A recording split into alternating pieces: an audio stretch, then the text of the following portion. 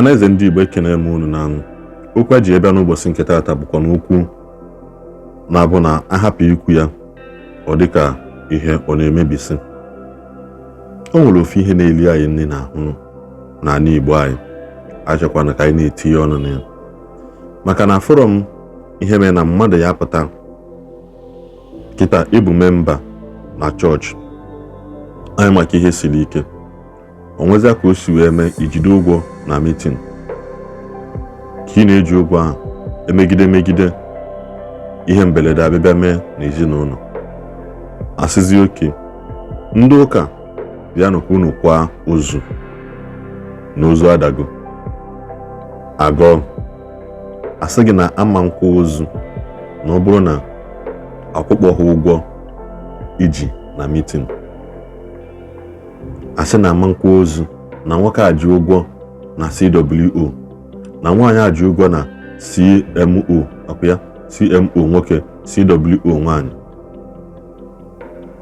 Asị mba na nwekwara ụtụ a na-atụ mgbe alụ ụlọ fada na ụtụhụ nke ya, na ọ bụ memba ndị Lay Readers Association na ụtụhụ nke ya, na oji ụgwọ akwamozu eje na nke ndị a, na oji ụgwọ baza eme na nke a, na oji ụgwọ nke a, na oji ụgwọ nke a. N'ihi nke a na fada ama mbịa ka ị nie onye a maka ụka akwa ozu na ndị ụka ama mbịali ya akwamozu.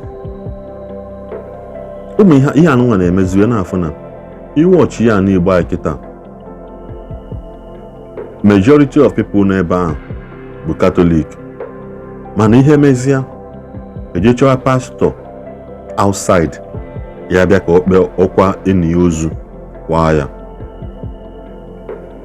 mana onye ahụ akọsị gị na ọ bụ Catholic. Biko geenụ m ntị, abụghị m onye na-agbasa ụka, abụrụ m onye na-etisa ụka, abụkwanụ m onye na-apụtasị na because of mụnwa ka ụka nwere downfall. Mba, I'm a very good Christian. Ana m eje ụka eje tinye ọnụ m, ana m ekpeli Chineke m ekpe tinye ọnụ m, mana there's this bad egg I need to correct n'ụlọ ụka anyị. I'm a member of Altar Boys Association, serve mass 6 years na Catholic Church, so m na-ekwu okwu, I know what I'm saying. Na ghọta 6 solid years na serve mass na Catholic Church. So a na-ekwu ya sị na afụkọ m situation ebe na mmadụ nwụ eme announce na onye ahụ anwụọla, ifu na ozu anọ na mortuary 8 months bụ maka na eji ụgwọ a na-asọka esi kele agodo ụgwọ ụka before abịa kele ego mortuary, before abịa kwuwe ka esi wee nye onye ahụ. At the end of the day ọ bụrụzia double bills upon bills. Gịnị mee mmadụ nwụọ ya papụtụ kezi na ebulu onye ahụ tigodo n'ala chebezia mgbe ya akwa ozu ọnwụgo bụ na ọnwụgo, onye ọbụla nwụ ụnụ automatically oji ozu na ụgwọ.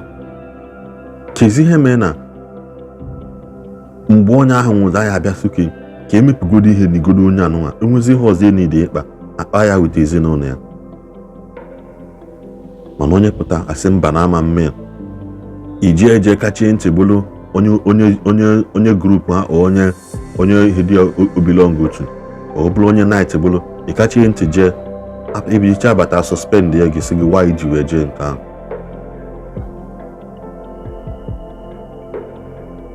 Ana Igbo anyị kịta mmadụ nwụzia ihe ya anaghị eche echiche ya bụ na nna keka esi mee nke a ka esi mee nke a.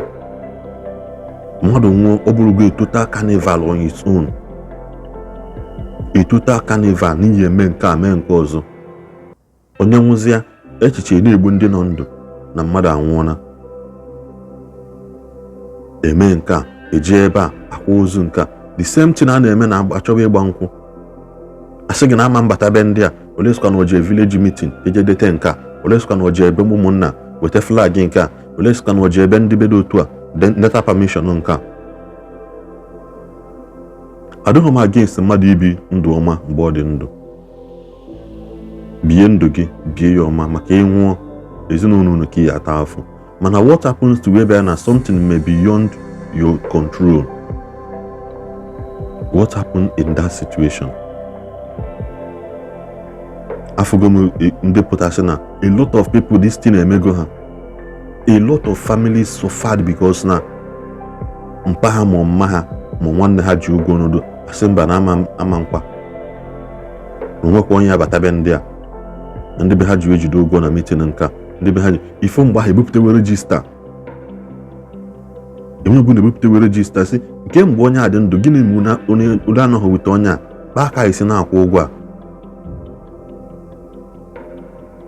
ọhasị gị oke ọnwụgo mmadụ nwụ ha na-agba m the next thing rejista apụta onye a jikwa jide ụgwọ ebe dị otu a o jikwara ugodo anyị atara ya ka akwụọ ụgwọ a tupu fada na-abịa anyị atara ndị fada si oke eche cheki kalenda ya icheki resipt ya cheki nke ọ dịkwa up to date na contribution ọ na-eme onye nwụrụ anwụ kwuru na-agbazili izu siwepụ n'aka enwe anụ nwa n'ofe tupu ọ ghọọ aka mmadụ ndị be anyị anaghị eje ụka ndị pastọ mana ozu nwụọ kpọwa pastọ ka ha bịa nie ozu ka ha bịa kpee ekpere na ya.